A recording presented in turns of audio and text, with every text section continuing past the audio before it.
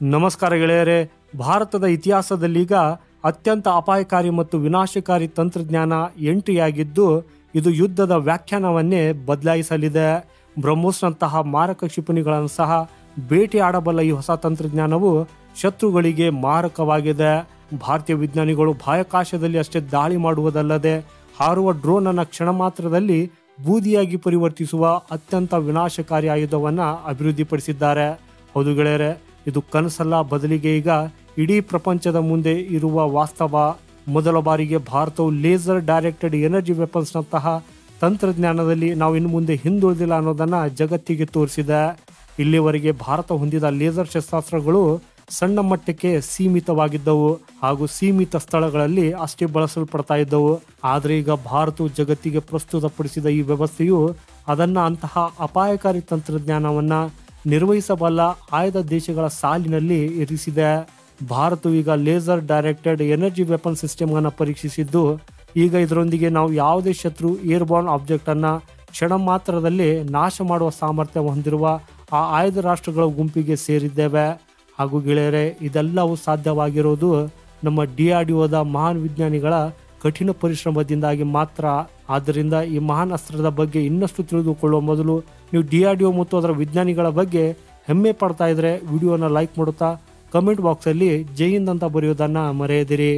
So ಗೆಳೆಯರೆ, ಭಾರತದ ಇತಿಹಾಸದಲ್ಲಿ ಮೊದಲ ಬಾರಿಗೆ ಹೊಸ ಮತ್ತು ಅತ್ಯಾಧುನಿಕ ಆಯುಧವೊಂದು ಕಾಣಿಸಿಕೊಂಡಿದ್ದು, ಅದು ಕೇವಲ ಭದ್ರತಾ ಮಾನದಂಡಗಳನ್ನು ಬದಲಾಯಿಸಿದ್ದಲ್ಲದೆ ಇಲ್ಲಿವರೆಗೆ ಅಮೆರಿಕ, ರಷ್ಯಾ, ಚೀನಾ ಮತ್ತು ಇಸ್ರೇಲ್ನಂತಹ ದೇಶಗಳು ಮಾತ್ರ ಇದ್ದ ವಿಶ್ವದ ವಿಶೇಷ ಪಟ್ಟಿಯಲ್ಲಿ ಭಾರತವನ್ನ ಸೇರಿಸಿದೆ. DRDO ಯಶಸ್ವಿಯಾಗಿ ಪರೀಕ್ಷಿಸಿದ ಈ laser based direct energy weapon system ಈಗ ಭಾರತದ ಕಾರ್ಯತಂತ್ರದ ಶಕ್ತಿಯ ಹೊಸ ಸಂಕೇತವಾಗಿದೆ. ಹಾಗೂ ಇದರ ಹೆಸರು MK2A DEW ಸಿಸ್ಟಮ್. ಇದು ಟ್ರಕ್ನಲ್ಲಿ ಅಳವಡಿಸಲಾದ ಲೇಸರ್ ಆಯುಧವಾಗಿದ್ದು, ಹಾರುವ ಡ್ರೋನ್ಗಳು, ಫಿಕ್ಸ್ಡ್ ವಿಂಗ್ ಏರ್ಕ್ರಾಫ್ಟ್ಗಳು ಮತ್ತು ಕ್ಷಿಪಣಿಗಳನ್ನು ಸಹ ಕ್ಷಣ ಮಾತ್ರದಲ್ಲಿ ಬೂದಿಯನ್ನಾಗಿ ಮಾಡಬಹುದು. ಆಂಧ್ರ ಪ್ರದೇಶದ ಕರ್ನೂಲ್ನಲ್ಲಿ ಇದನ್ನು ಪ್ರದರ್ಶಿಸಿದಾಗ ಭಾರತ ಈಗ ಸಾಂಪ್ರದಾಯಿಕ ಯುದ್ಧ ತಂತ್ರಗಳಿಗಿಂತ ಒಂದು ಹೆಜ್ಜೆ ಮುಂದೆ ಹೋಗಿದೆ ಅನ್ನೋದನ್ನ ಇಡೀ ಜಗತ್ತು ನೋಡಿತು. 30 ಕಿಲೋವ್ಯಾಟ್ ಎನರ್ಜಿ ಔಟ್ಪುಟ್ನ ಈ ಸಿಸ್ಟಮು 5 ಕಿಲೋಮೀಟರ್ ವರೆಗಿನ ಯಾವುದೇ ಗುರಿಯನ್ನ ಸೆಕೆಂಡುಗಳಲ್ಲಿ ನಾಶಪಡಿಸುತ್ತದೆ. DRDO ಶೇರ್ ಮಾಡಿರುವ ವಿಡಿಯೋದಲ್ಲಿ ನೀವು ಈ ಸಿಸ್ಟಮು ಹಾರುವ ಡ್ರೋನ್ ಅನ್ನ ನಿಖರವಾಗಿ ಪತ್ತೆ ಹಚ್ಚಿ ಲೇಸರ್ ಬೀಮಿಂದ ಅದನ್ನು ಹೇಗೆ ಹೊಡೆದುಳಿಸಿತು ಅನ್ನೋದನ್ನ ಸ್ಪಷ್ಟವಾಗಿ ಕಾಣಬಹುದು. ಹಾಗೂ ಗೆಳೆಯರೆ, ಇದು ಕೇವಲ ಆರಂಭ ಅಷ್ಟೇ. ಯಾಕಂದ್ರೆ ಭಾರತ ಈಗ ಅದರ 30 ಪಟ್ಟರಷ್ಟು ಹೆಚ್ಚು ಶಕ್ತಿಶಾಲಿ ವರ್ಷನ್ ಆದ ಸೂರ್ಯ ಲೇಸರ್ ಸಿಸ್ಟಮ್ನ ಮೇಲೆ ಕೆಲಸ ಮಾಡ್ತಾ ಇದೆ. ಈ ಸೂರ್ಯ ಒಂದು ಅಡ್ವಾನ್ಸ್ಡ್ ಲೇಸರ್ ವೆಪನ್ ಸಿಸ್ಟಮ್ ಆಗಿದ್ದು, ಇದು 300 ಕಿಲೋವ್ಯಾಟ್ಗಳಷ್ಟು ಪ್ರಚಂಡ ಶಕ್ತಿಯನ್ನ ಉತ್ಪಾದಿಸುತ್ತದೆ. ಹಾಗೂ ಅದರ ರೇಂಜು 20 ಕಿಲೋಮೀಟರ್ಗಳವರೆಗೆ ಇರಲಿದೆ. ವಿಶೇಷವಾಗಿ ಈ ಸಿಸ್ಟಮ್ ಅನ್ನ ಹೈಪರ್ಸೋನಿಕ್ ಕ್ಷಿಪಣಿಗಳು, ಹೈ ಸ್ಪೀಡ್ ಬಾಂಬರ್ಗಳು ಮತ್ತು ಹೈ ಎಂಡ್ UAVಗಳಂತಹ ಟಾರ್ಗೆಟ್ಗಳನ್ನ ಸೆಕೆಂಡುಗಳಲ್ಲಿ ಪತ್ತೆ ಹಚ್ಚಲು ಮತ್ತು ನಾಶ ಮಾಡಲು ವಿನ್ಯಾಸಗೊಳಿಸಲಾಗಿದೆ. ಇದು ಬೀಮ್ ಸ್ಟೇರಿಂಗ್ ಆಪ್ಟಿಕ್ಸ್, AI ಆಧಾರಿತ ಟಾರ್ಗೆಟ್ ಮತ್ತು ಪವರ್ ಸ್ಟೋರೇಜ್ ನಂತಹ ಅತ್ಯಾಧುನಿಕ ತಂತ್ರಜ್ಞಾನಗಳನ್ನು ಒಳಗೊಂಡಿರಲಿದ್ದು, ಭಾರತದ ಅತ್ಯಂತ ಅಪಾಯಕಾರಿ ಮತ್ತು ಆಧುನಿಕ ಲೇಸರ್ ಆಯುಧವನ್ನಾಗಿ ಮಾಡ್ತದೆ. ಈ ಸಿಸ್ಟಮು ಕೇವಲ ಆಯುಧ ಅಷ್ಟೇ ಅಲ್ಲ, ಬದಲಿಗೆ ಒಂದು ತಾಂತ್ರಿಕ ಕ್ರಾಂತಿಯಾಗಿದೆ. ಇದು 360 degree sensor coverage, satellite linking, AI integration ಮತ್ತು ಜಾಮಿಂಗ್ ಕೆಪಾಬಿಲಿಟಿಗಳಂತಹ ಅತ್ಯಾಧುನಿಕ ವೈಶಿಷ್ಟ್ಯಗಳನ್ನು ಒಳಗೊಂಡಿದೆ. ಇದರ ದೊಡ್ಡ ಪ್ರಯೋಜನವೆಂದರೆ ಲೋ ಕಾಸ್ಟ್ ಆಪರೇಷನ್. ಈ ಆಂಟಿ ಡ್ರೋನ್ ಅಥವಾ ಆಂಟಿ ಮಿಸೈಲ್ನ ಹಾರಿಸುವುದಕ್ಕಾಗಿ ಲಕ್ಷಾಂತರ ರೂಪಾಯಿ ಖರ್ಚಾಗ್ತದೆ. ಆದರೆ ಈ ಸಿಸ್ಟಮು ಕೇವಲ ವಿದ್ಯುತ್ ಬಳಕೆಯ ಮೇಲೆ ಮಾತ್ರ ಕಾರ್ಯನಿರ್ವಹಿಸುತ್ತದೆ. ಭಾರತ ಈಗ ತನ್ನ ಗಡಿಗಳಲ್ಲಿ ಕೆಲವೇ ಸೆಕೆಂಡುಗಳಲ್ಲಿ ಶತ್ರುಗಳ ಡ್ರೋನ್ಗಳನ್ನು ಪತ್ತೆ ಹಚ್ಚಿ ನಾಶಪಡಿಸುವಂಥ ಶಸ್ತ್ರಾಸ್ತ್ರಗಳನ್ನು ನಿಯೋಜಿಸಲಿದೆ. ಜಮ್ಮು ಕಾಶ್ಮೀರ್, ಪಂಜಾಬ್, ಅರುಣಾಚಲದಂತಹ ಸೂಕ್ಷ್ಮ ಪ್ರದೇಶದಲ್ಲಿರುವ 2 ಕಿಲೋವ್ಯಾಟ್ ಸಿಸ್ಟಮು ಈಗಾಗಲೇ LOCಯಲ್ಲಿ ಚೈನೀಸ್ ಓರಿಯೆಂಟೆಡ್ ಡ್ರೋನ್ ಅನ್ನ ಹೊಡೆದುರುಳಿಸಿದೆ.